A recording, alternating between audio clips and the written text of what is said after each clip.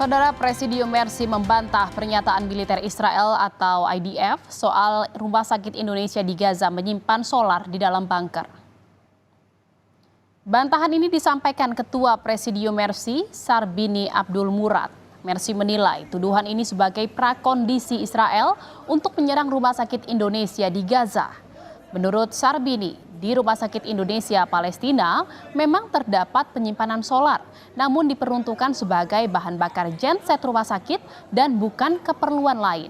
Rumah Sakit Indonesia merupakan tumpuan warga Palestina di wilayah utara Gaza untuk penanganan darurat perang. Seperti bunker yang menyimpan solar. Sama-sama kita ketahui bahwa IDF sedang meliris bahwa Rumah Sakit Indonesia ada melakukan hal-hal yang menurut Israel ini sesuatu hal yang tidak tepat.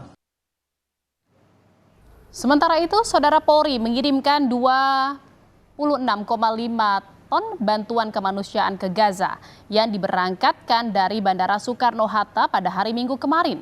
Kiriman bantuan ini berisi obat-obatan, makanan cepat saji dan pakaian hangat layak pakai, mengingat saat ini di Gaza telah memasuki musim dingin.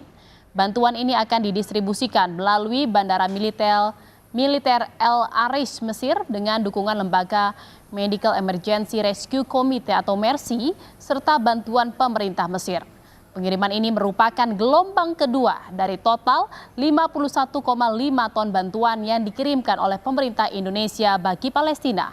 Sebelumnya telah berangkat 2 pesawat Hercules milik TNI yang mengangkut 25 ton bantuan pemerintah Indonesia.